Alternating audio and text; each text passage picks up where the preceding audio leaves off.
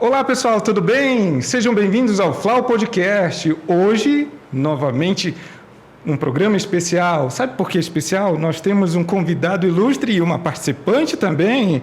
Hoje eu vou dar seja bem-vindo primeiro a nossa colega Gleice. Seja bem-vinda ao nosso Flau Podcast. Obrigada, muito obrigada pela oportunidade de participar de uma edição do podcast. E ao nosso convidado, Abrahim Base, que é professor, historiador, muitos anos na carreira de jornalismo. Seja bem-vindo. Muito obrigado, um prazer enorme estar com vocês. Muito bem. Como eu falei, o professor Abrahim Base, ele é jornalista, historiador. Recentemente, no ano de 2021, recebeu o título de cidadão de Itacoatiara. Verdade. E também ele é membro do Instituto de Geografia e Histórico de Manaus, Academia de Medicina do Amazonas, Academia Amazonense de Letras, Adido Cultural de Portugal em Manaus e criou 6 museus. Nada mais, nada menos do que 6 museus. E é por isso que ele é um dos nossos convidados aqui, porque ele também tem uma paixão, a paixão pela educação, pelo jornalismo. E é com isso que nós vamos começar a nossa conversa. Professor, dia 7 de abril é o Dia do Jornalista, um dia muito especial. Me conte pra gente como é que começou essa carreira no jornalismo. Bom, primeiro, para deixar claro, eu não estudei jornalismo. Não estudou? Não, meu jornalismo vem de um período muito lá atrás, antes da universidade. Eu, Felipe Dal, Milton Cordeiro, Aristófano Antonin, foram pessoas que não tiveram a oportunidade de sentar num banco de jornalismo. Então, meu jornalismo vem pela paixão de escrever, e as minhas primeiras experiências no jornalismo veio no jornal impresso. A Notícia, Jornal do Comércio, principalmente a Notícia, e a Gazeta Mercantil. E há 25 anos atrás eu fui convidado para ir para a Rede Amazônica. Lá então eu passei a fazer o jornalismo televisivo. Então eu tenho meu DRT, mas eu não sou jornalista de carreira. De carreira. Muito bem. Mas, professor, o jornalismo, a profissão do jornalismo, ela também se adquire pela prática, né? Então, durante todos esses anos, você tem exercido essa função. Gleice? Então, vou lhe perguntar. O senhor falou que o senhor começou pela escrita, né? O senhor era apaixonado por escrever. Isso começa na infância ou isso foi na adolescência? Quando foi assim que o senhor percebeu que o senhor era apaixonado por escrever? Eu fui jornaleiro. Eu vendi jornal numa esquina de rua. E eu lia jornal. Então eu achava muito bonito o que se escrevia no jornal. E já naquela época, não me interessava a parte de polícia.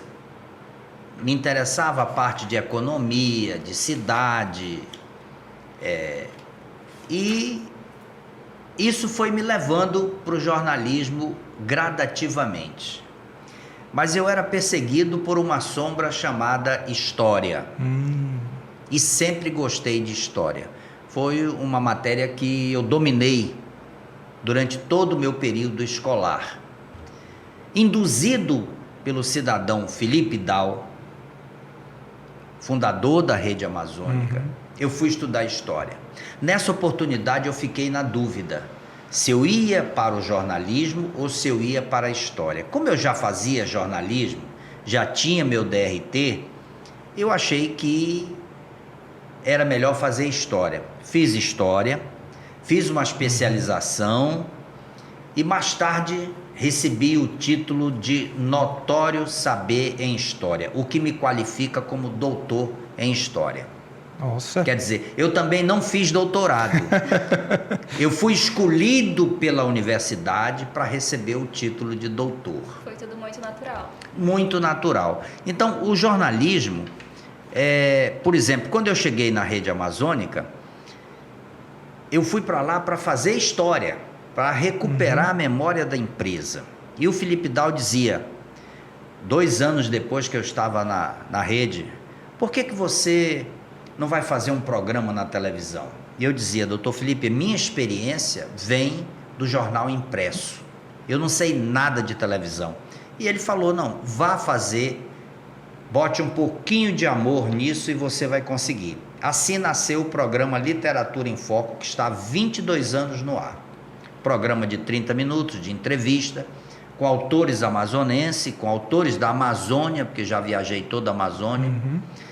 Isso me leva a entender melhor esse mundo televisão e jornalismo. Quer dizer, mas fazendo história, eu quis criar um novo programa, que o Felipe Dal não queria, achava que não se contava história na televisão. E eu passei, depois que me formei, a criar o programa Documentos da Amazônia, que é um programa de história de 1 hora, trata-se de um documentário, e a partir daí nasceu, há 19 anos, o Documentos da Amazônia. Então, eu estou há mais de 20 anos fazendo jornalismo na televisão. Muito bem.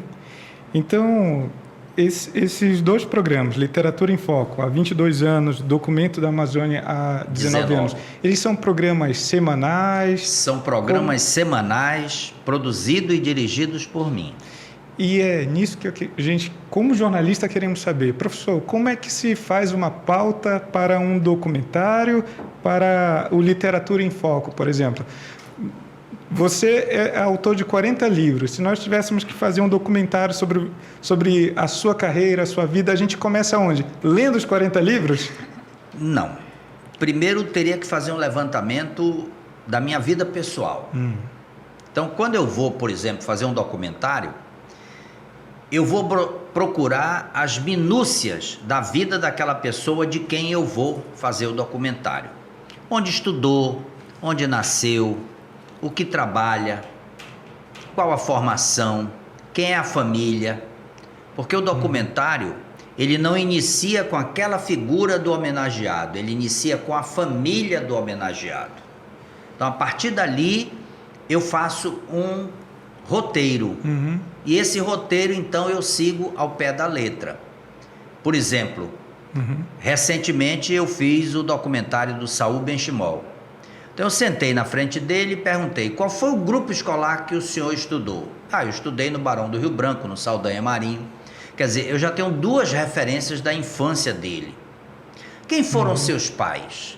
Meu pai foi seringalista, então eu começo a entrar no universo do seringal. Porque como é que eu vou falar do pai se eu não falo da convivência e a sobrevivência dele no seringal? Aí eu começo a elaborar essas pautas e o documentário vai crescendo, vai nascendo.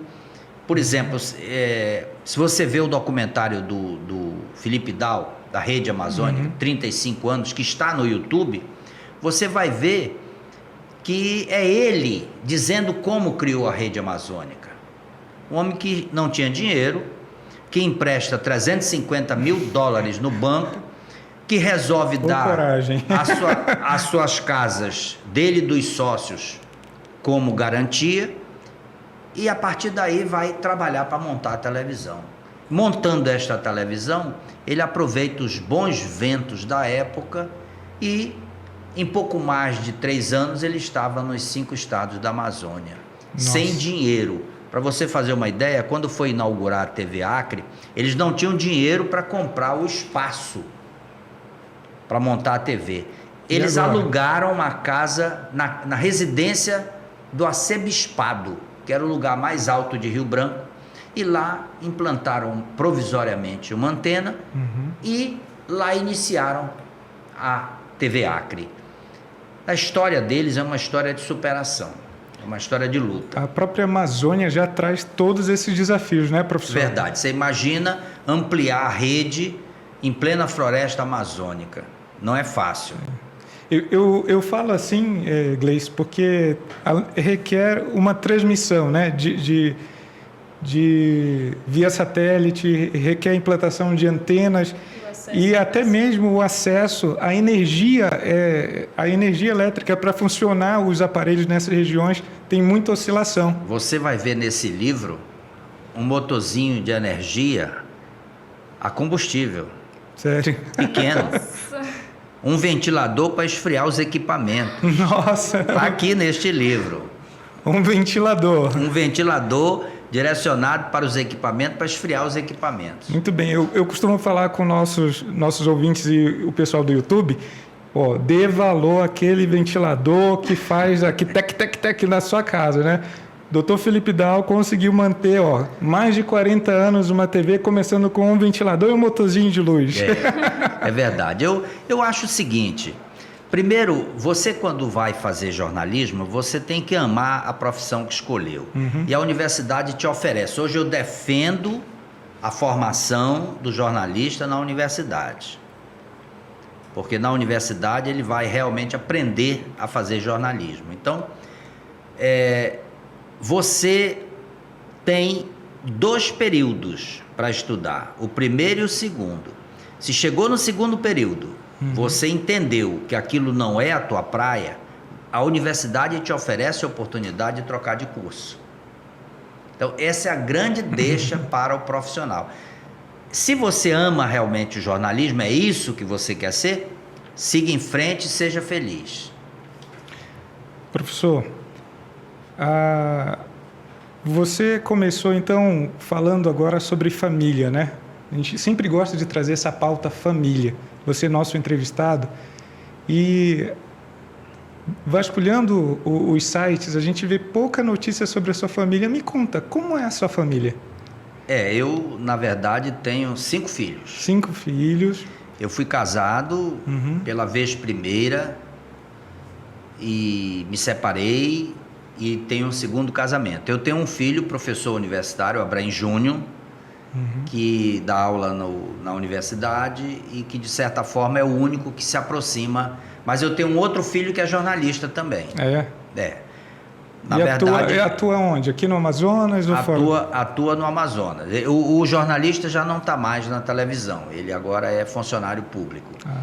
E, na verdade, eu acho que o jornalista ele deve preservar a sua vida particular. Ele não deve trazer a vida íntima para a publicidade. Então, eu sou o Abraim, eu tenho que ser visto como o Abraim. Mas eu tenho muito orgulho do que fiz, não tenho vergonha do que fiz. Tenho uma filha médica veterinária, tenente do Exército, tenho um filho advogado, tenho um filho administrador, tenho um filho professor do qual tenho muito orgulho dele, que gosta de cozinhar, gosta da cozinha. Enfim, eu acho que aos 72 anos eu sou um homem realizado. Como eram as conversas, assim, não, como você falou, você não gosta de falar da sua família, quer preservar, mas o senhor sempre contou muitas histórias para eles. Como era o tempo em família, por exemplo, no almoço, no jantar? Olha, a vida do jornalista é uma vida muito corrida. Eu saio de casa às 6h30 da manhã e volto às 8 da noite. Então não tem muita conversa. Às vezes a gente se vê quando acorda. E muitas vezes eu saí de casa e deixei os meninos dormindo. Então é um corre-corre danado. Até porque eu escrevo muito e para escrever eu preciso me concentrar. Isso eu me fecho no mundo. Eu tenho 40 livros publicados, 3 deles na Europa, 2 em Portugal e 1 na Espanha. Eu escrevo semanalmente para o portal Amazônia. Semanalmente tem um artigo meu. Eu sou colunista da CBN Amazônia. Todas as terças, às 9h20 da manhã, eu faço uma crônica ou de literatura ou de história. Eu escrevo um livro e faço uma crônica sobre aquele livro, ou falo de um fato histórico importante. Ainda assim, nesse ponto, você disse que o senhor escreve muito e gosta muito de escrever.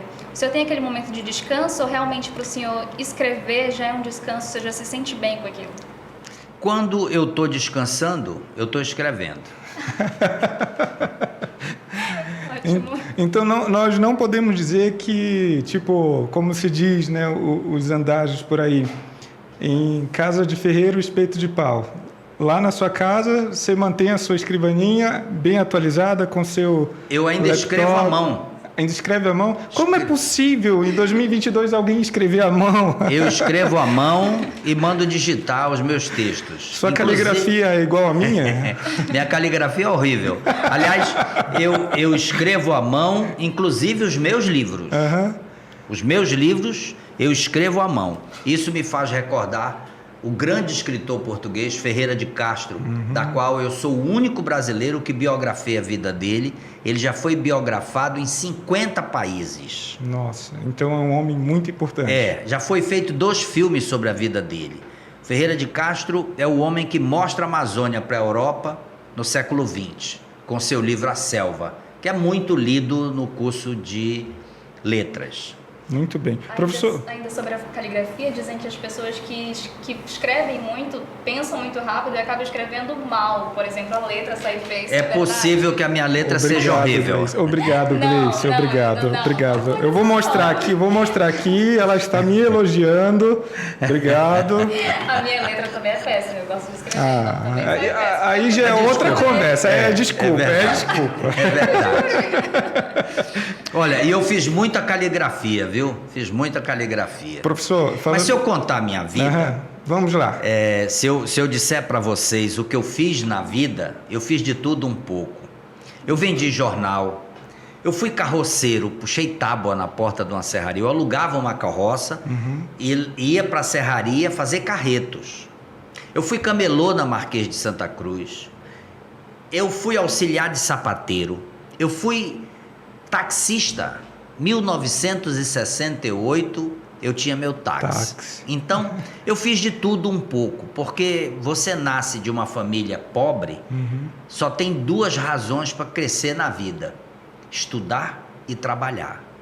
Então eu estudei o suficiente para ter o conhecimento que eu tenho.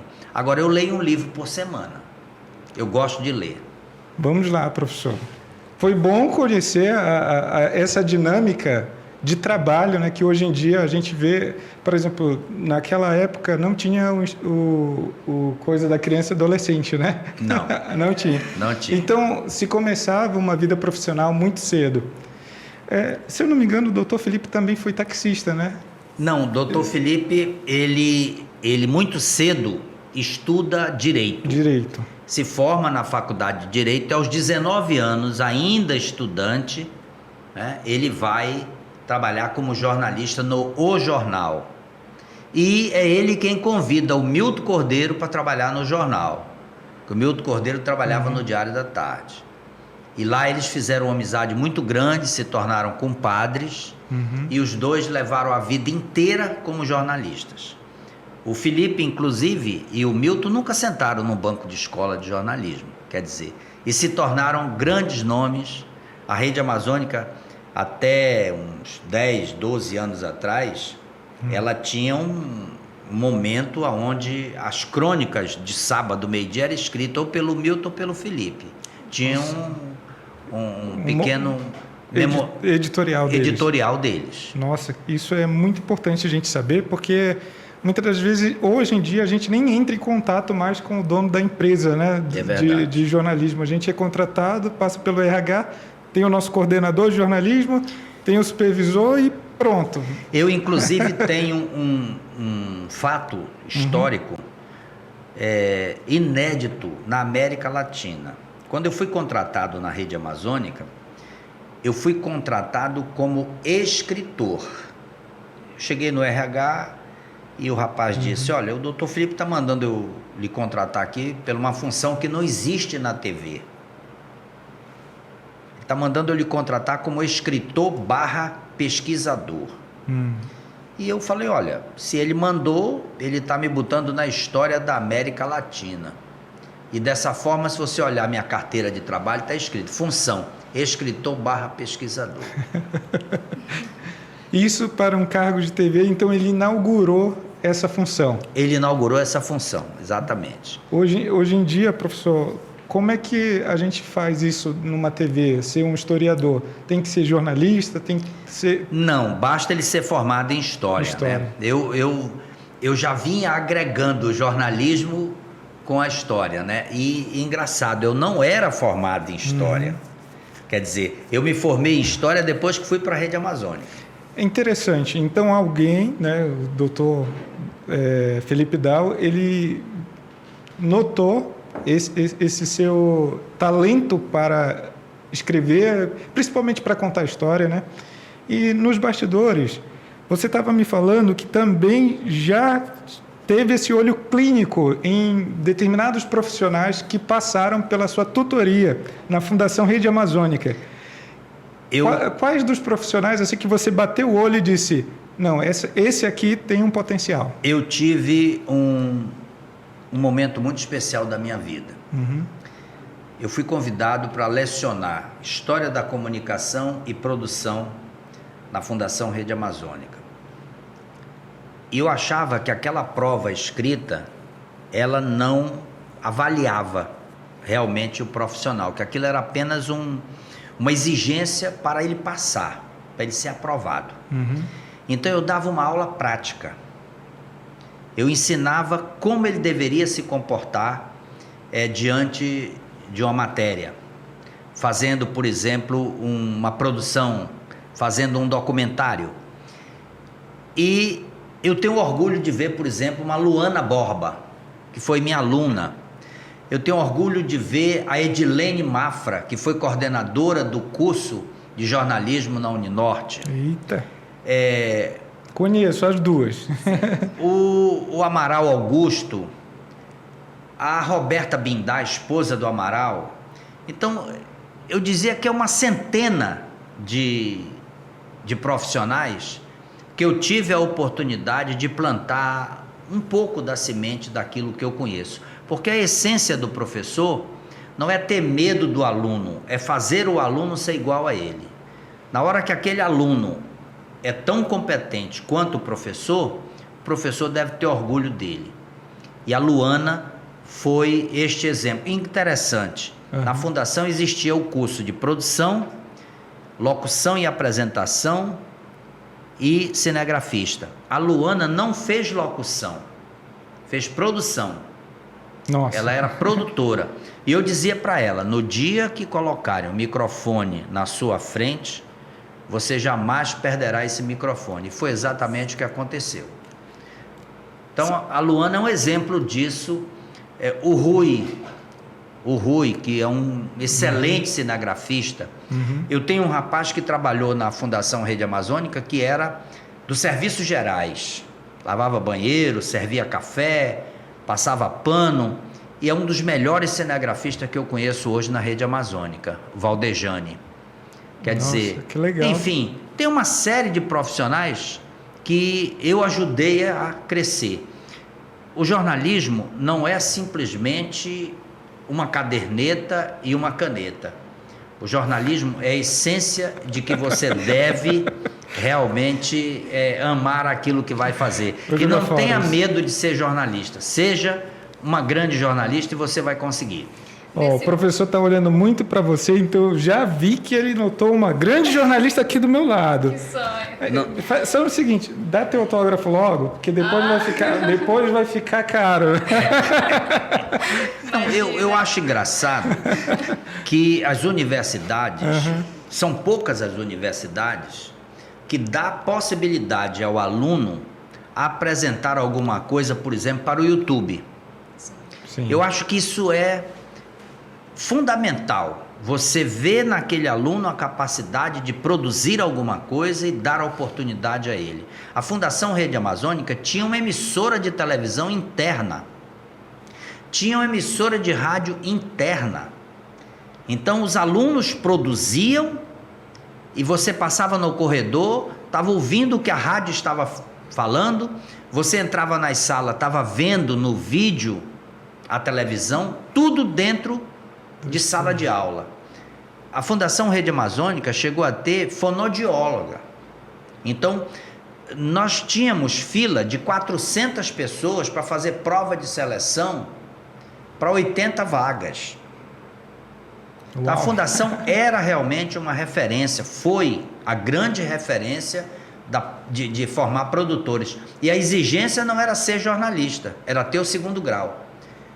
Quando este cidadão conseguia trabalhar na Rede Amazônica, ele ganhava uma bolsa para estudar jornalismo.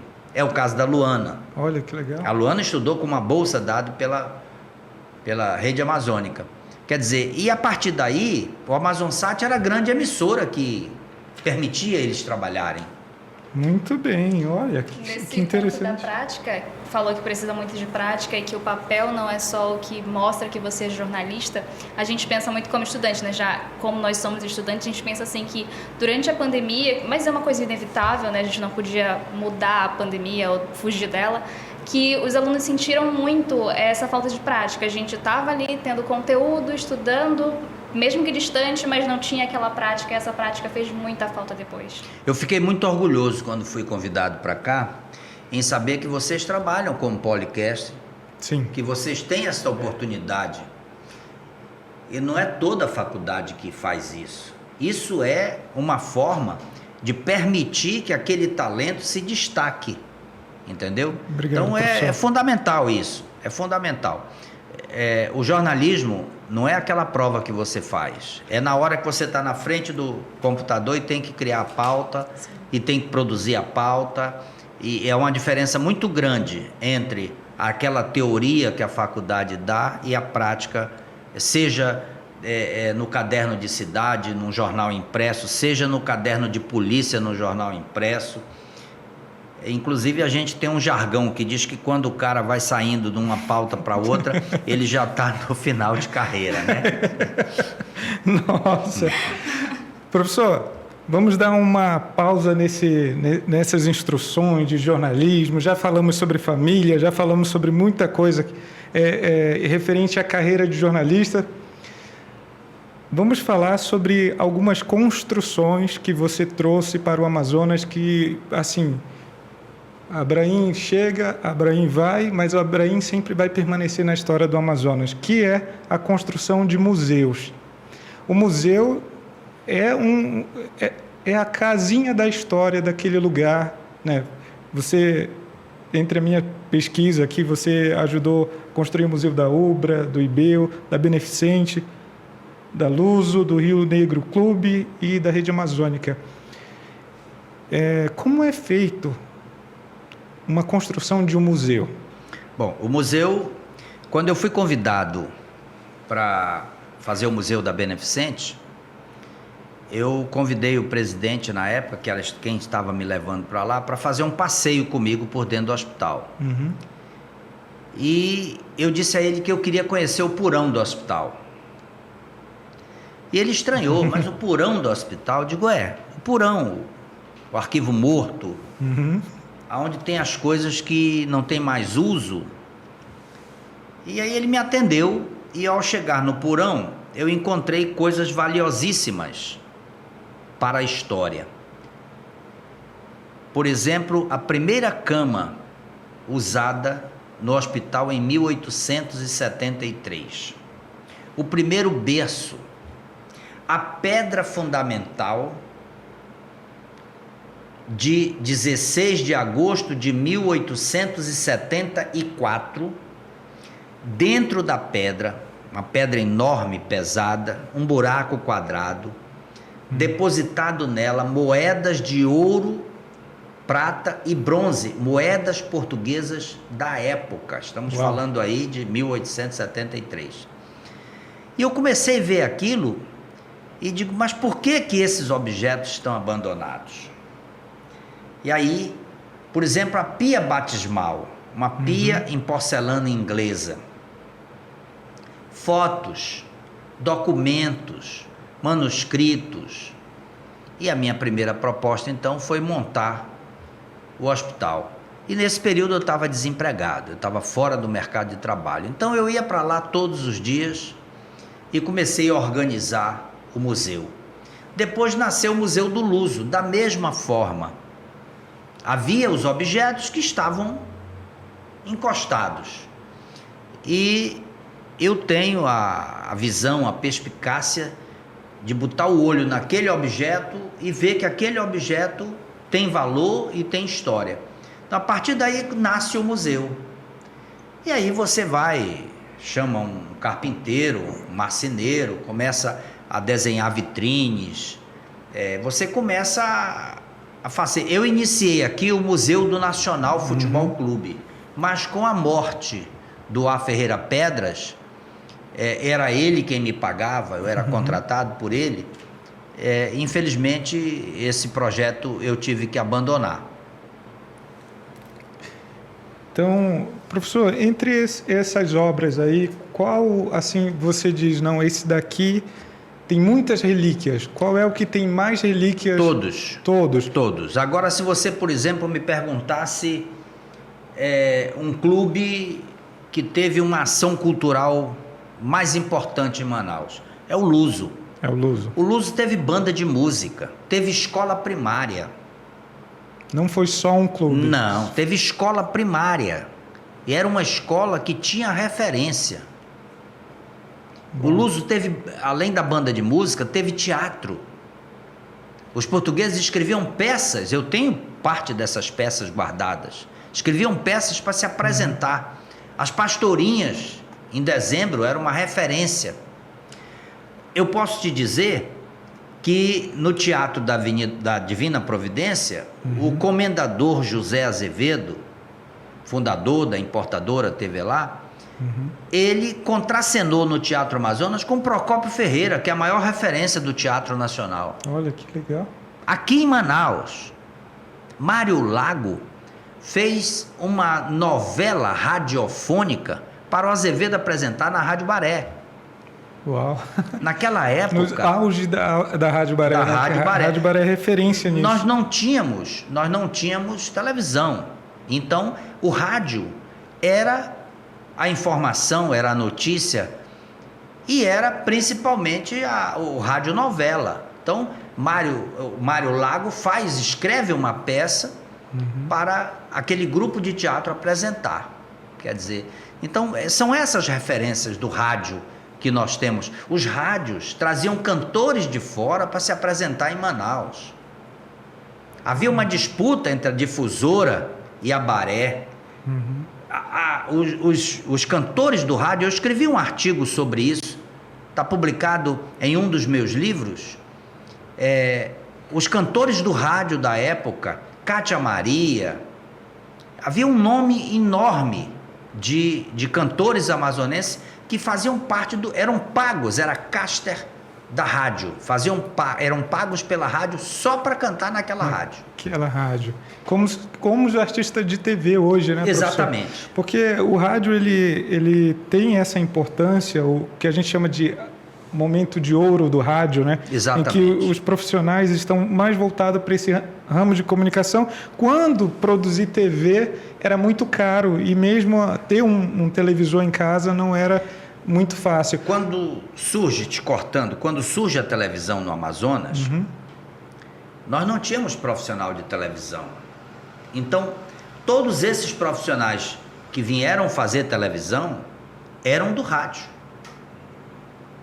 Vieram do rádio. Tinham programas de rádio. E foram para a televisão. Tiveram que se adaptar, né? A televisão tiveram que se adaptar. A televisão fez uma adaptação e também foi uma situação de pioneirismo, né? Você fazer uma coisa que você não tem conhecimento, mas você vai lá e faz. É a vontade de fazer. Exatamente. O professor Abraim Base, ele é escritor, historiador, jornalista, já escreveu mais de 40 obras, já fez... Ele teve lançamento em Portugal. Lancei 2 obras em Portugal e lancei uma na Espanha. Uma na Espanha. Essa da Espanha é só de artigos publicados no Portal Amazônia. Uau!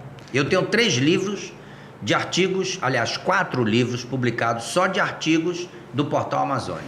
Professor, de acordo com a sua vida literária, tem algum assunto aí na gaveta que você gostaria de, nos próximos anos ou meses, né, já que você eu chamaria máquina de escrever livros. Tem algum projeto assim que é do coração mesmo? Eu vou escrever isso aqui, isso daqui vai ser a menina dos meus olhos. Eu tenho dois sonhos de consumo. Primeiro é publicar o livro do Clube do Meu Coração, Que é o Atlético Rio Negro Clube. Eu tenho um acervo muito raro, porque as famílias me procuravam e faziam doações. Para você fazer uma ideia, eu tenho a certidão de casamento de um dos fundadores do Rio Negro. Nós estamos falando aí de 1913. Nossa. O segundo sonho de consumo é publicar em Israel as 2 obras biográficas de 2 judeus que eu fiz, Samuel Ben-Shimol e Saul Ben-Shimol. São 2 irmãos. Eu fiz as 2 biografias. É ter esses 2 livros publicados em hebraico. É meu sonho de consumo. Eu diria que se eu conseguisse isso, eu estaria realizando o ápice da minha carreira. Porque eu sou da Academia Amazonense de Letras, eu sou do Instituto Histórico Geográfico, eu sou do GEA, Grupo de Estudos Estratégicos Amazônicos, que é um grupo de intelectuais que discute a Amazônia dentro do INPA. Mas tudo isso são conquistas que vão chegando na tua vida gradativamente. Agora, você ter uma obra de 2 ícones amazonenses, como Samuel Ben-Shimol e Saul Ben-Shimol, e você conseguir publicar isso em Israel, seria o ápice da minha carreira de escritor. E escrever o livro do Rio Negro, que eu tenho um acervo raríssimo. Eu tenho cartas de ex-presidentes do clube, fundadores, manuscritas. Tenho documentos raríssimos que eu guardo. Preciosidades. Preciosidades. Sobre o livro que o senhor tem dos 40 anos da TV Rede Amazonas, o que foi mais divertido nessa construção desse livro? Porque escrever já é divertido, mas o que foi assim para o senhor pesquisar e encontrar, nossa, isso aqui é muito bom? Quando a Rede Amazônica fez 30 anos, eu fiz esse livro de 800 páginas. Aqui tem todos os discursos de inauguração de todas as emissoras. Tem a nota fiscal da compra de todos os equipamentos, os primeiros equipamentos. Tem as concessões, o diário oficial da publicação das concessões. Quando a rede fez 35 anos, o Dr. Felipe queria que eu acrescentasse aqui os 5 anos da rede. Eu disse para ele que ninguém ia ler, porque este livro é um livro de pesquisa. É um livro que interessa para o jornalista, para fazer sua monografia, enfim. E convenci o Dr. Felipe a fazer um documentário, que ele não queria. O Dr. Felipe não permitia, inclusive, ser filmado de frente. Só era filmado de lado, de perfil. E eu convenci o Dr. Felipe a gravar o documentário. Então, para mim, foi um dos feitos mais importantes, porque quando eles faleceram, faleceu um em seguida do outro. Sim. Primeiro o Margarido, depois o Milton e depois o Felipe, num espaço muito pequeno entre um e outro. E esse documentário, que está no YouTube, são eles, porque eu escrevendo é o meu olhar sobre a história, mas eles falando é completamente diferente. Tem detalhes que não está no livro e que no documentário eles falam. Então, para mim, foi algo muito gratificante gravar esse documentário. E que eu convido os nossos telespectadores, aqueles que nos assistem, que possam entrar no YouTube, é só procurar Rede Amazônica 35 anos e vão encontrar. Eu vejo uma certa emoção quando você fala sobre a história da Rede Amazônica e principalmente sobre o Dr. Felipe Dal, o Dr. Milton e o Margarido. Eu fui funcionário da Rede Amazônica nessa época aí, quando eles faleceram. O sentimento observado, inclusive eu estava na CBN quando você foi convidado para falar, né? Muito emocionado, você, Cristóvão Nonato, todos os funcionários da Rede Amazônica, eles têm um sentimento muito próximo do doutor Felipe Dal. Como é isso? Como ele plantou isso, na verdade, em toda a rede? Eu não era simplesmente um funcionário da Rede Amazônica, eu era amigo pessoal do Dr. Felipe. O Dr. Felipe ficava 3 dias sem me ver, porque eu ficava na fundação e ele na televisão. ele mandava me chamar e quando eu entrava na sala dele, ele abria os braços e fazia aquela saudação romana, Ave César. Porque ele dizia que sentia falta da minha presença. Quando ele chegava muito triste, muito aborrecido com alguma coisa, e eu percebia no semblante dele, eu normalmente ia mostrar para ele aquilo que ele mais gostava de ver, fotos antigas de Manaus. Então, doutor Felipe, eu queria lhe mostrar essa foto, é uma novidade, eu comprei agora, ou ganhei de um amigo, e eu começava a mostrar aquelas fotos, e ele viajava nesse espaço temporal da época dele. Para você fazer uma ideia, o doutor Felipe fez o exame de admissão de paletó e gravata de linho. Uau! Você vê, ele foi para o colégio estadual fazer o exame de admissão de paletó e gravata. Eu tenho esta foto, inclusive. Uau! Eu tenho esta foto. Então, eu me tornei amigo do doutor Felipe. Eu sabia como ele gostava do cafezinho. Quando ele chegava no museu, eu pessoalmente ia colocar o café para ele, a água. Eu sabia como ele gostava da água. Ele não tomava água totalmente gelada. Metade gelada, metade natural. Então, eu conquistei o doutor Felipe. Eu me tornei amigo dele, sem nunca perder o sentimento de que eu era funcionário dele. Uau. Porque eu tinha limites. E o doutor Felipe era um homem extremamente generoso. Generoso na amizade. Generoso de uma forma muito natural. Eu tenho histórias do doutor Felipe, eu tenho confidências dele, que se você ouvir, você vai dizer, esse homem era diferente. Ele era diferente. Por exemplo, quando eu trabalhei lá, eu notava isso. Ele teve um caso de um cidadão que devia uma certa importância para ele. E esse cidadão, ele não costumava dizer, faliu, quebrou. Ele dizia, esse cidadão caiu em desgraça, perdeu tudo. E esse moço passou a evitá-lo. Sempre que cruzava com o doutor Felipe, atravessava a rua, fazia tudo para não encontrá-lo. E numa das vezes não houve jeito, os dois se esbarraram. E o doutor Felipe deu um abraço nele e disse, você precisa ir lá na TV comigo. Eu estou com saudade de você. Ele disse de uma forma acanhada, triste, doutor Felipe, eu ainda não tenho aquela importância para lhe devolver. Ele disse, não se preocupe com isso, eu estou com saudade de você, vá lá. E o cidadão foi.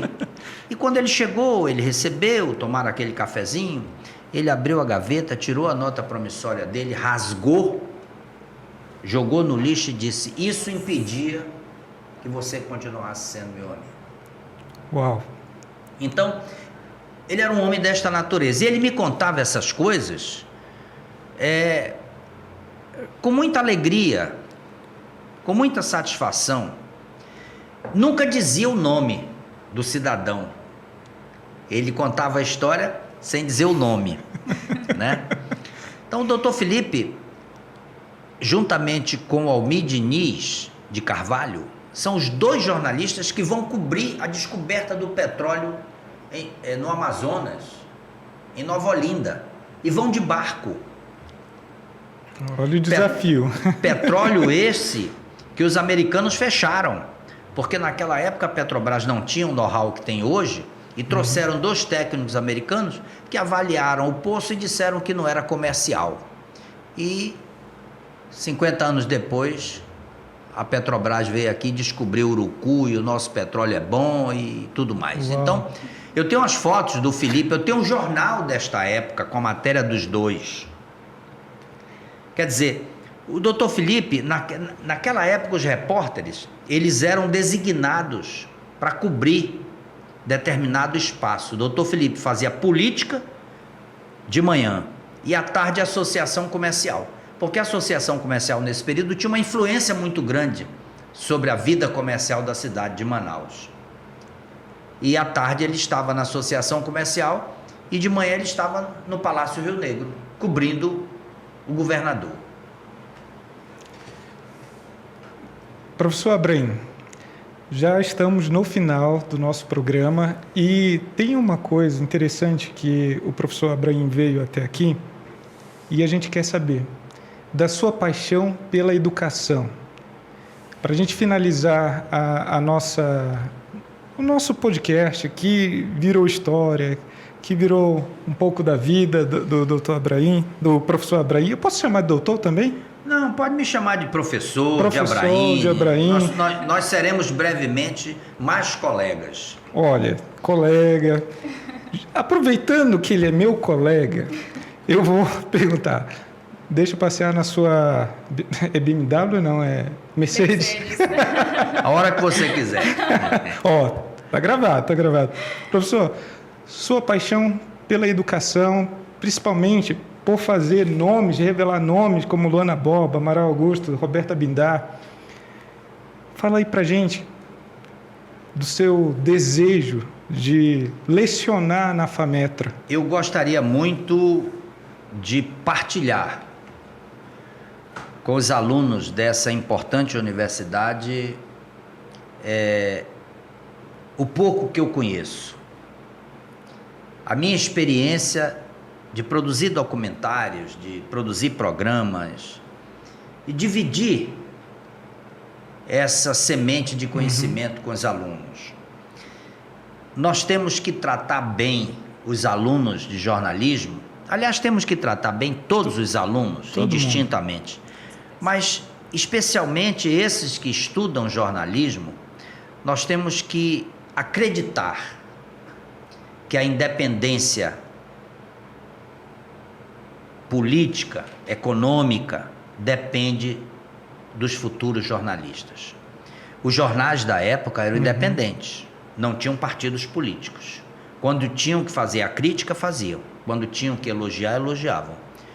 O Felipe Dal era assim. Foi o homem que mais escreveu no O Jornal. E eu tenho toda a coleção do O Jornal que ele escreveu. Por isso escrevi este livro. Felipe Dal, O Jornalista. Onde tem matérias fantásticas feitas por ele. Uau. E o jornalista, ele tem que ter consciência que ele é o elo de ligação entre a autoridade e o povo. Ele é aquele elemento que vai ao secretário de Estado e vai ser recebido. Ele é aquele elemento que vai lá naquele bairro que está abandonado, que tem esgoto a céu aberto, que não tem asfalto, que não tem meio-fio. Ele vai lá trazer aquela matéria e vai levar este sentimento de clamor para a autoridade. Ele tem essa grande responsabilidade. Não é fazer a crítica, mas levar o sentimento, a falta, para que a autoridade possa agir naquele bairro. Então, ele tem uma importância muito grande na vida social da cidade. Por isso, nós temos que olhar para os alunos de jornalismo com este carinho, dizendo a eles que eles serão vencedores, que eles serão grandes profissionais. Quem faz uma faculdade não é a selva de pedra, não é os andares desta faculdade, são os alunos e os professores. Muito bem. São os diretores, é o reitor, é o diretor-geral. Quando eu cheguei no curso de História, o curso não era reconhecido. Como assim? Eu não era reconhecido ainda. Você estudava História? O curso estava sendo iniciado. Não era reconhecido pelo MEC. Entendi. E eu tomei um susto. Tomei um susto com aquilo, porque eu ia sair de lá com um certificado que não ia ter valor. Então, a primeira providência que eu tomei foi encostar na coordenadora do curso e me oferecer para criar um laboratório de história do curso. E criei com o meu acervo particular. Eu tenho toda essa documentação. Só com o meu acervo particular eu criei um laboratório de história da Uninorte. Embora a Uninorte nunca tenha dito para mim, olha, muito obrigado. Mas também não guarda mágoa. Não, de forma nenhuma. Eu criei o curso, era uma exigência do MEC, né? Eu criei o laboratório. 2 anos antes de eu me formar, o curso foi reconhecido e a partir daí eu tive o meu certificado com valor, como qualquer aluno quer ter. Aluno quer sair daqui com um curso reconhecido. Reconhecido. Então, eu pude contribuir com a minha faculdade na época com essa ação. Eu tenho essa documentação de tudo que eu emprestei, tudo que foi escaneado e tudo que eu doei, que eu tinha em duplicidade, pude doar para a universidade. Muito obrigado. Nós tivemos a presença, a honra, nós temos a honra de agora poder dizer que o professor Abraim esteve com a gente, contou sua história, compartilhou com a gente um pouco do seu trabalho. Ele é torcedor do Atlético Clube Rio Negro. Rio Negro Atlético Clube. Isso, corrigindo aí. E, professor, muito obrigado pela sua presença. Obrigado, Gleice. Obrigada. A Gleice é o primeiro programa que ela está fazendo comigo. Espero que ela venha muitas outras vezes aqui. Eu vou adorar. Eu adorei saber suas histórias, espero ouvir muito mais e vou continuar pesquisando. Olha, foi um prazer enorme, Gleice, te receber. Obrigada. E acredite na profissão que você escolheu. A você, meu amigo, que me convida, que me trouxe aqui, eu quero dizer da minha satisfação e da minha torcida por você. Vou precisar. Eu espero que vocês continuem fazendo esse grande trabalho que vocês fazem na área de esporte, na área social. Quer dizer, para que a gente possa realmente preparar esse jornalista para o amanhã. Porque quando ele vem para cá falar de esporte, trazer um entrevistado, trazer as notícias que estão acontecendo, ele está se preparando para amanhã trabalhar numa emissora de rádio ou numa emissora de televisão. Então, isto aqui é a prática longe da teoria. Eu acho que a gente tinha que ter muito mais prática e menos teoria. É meu ponto de vista. É isso. Agora, aí. seria um prazer enorme amanhã estar aqui na FAMetro, deixando a minha contribuição para esses alunos, né? Então a gente já vai fazer logo o pedido. Uma pequena contribuição. Leila Ronise, professora Leila Ronise, professora Sinara Cardoso, que é a nossa pró-reitora que cuida do lado acadêmico da nossa faculdade, professor Abraim Base, já está à disposição. Tudo bem? Os serviços técnicos de hoje foram de André Araújo e Vitor Litaif. Tenho a honra de ter ao meu lado Gleice. Obrigada. Esse programa tem um apoio institucional do Centro Universitário FAMetro, a coordenação de pesquisa e extensão, professora Suelânia Figueiredo, e a coordenação de jornalismo, professora Leila Ronise. Obrigado, professor Abraim. Prazer enorme, um forte abraço e sucesso. Obrigada. Tchau, tchau, pessoal. Tchau. Tchau.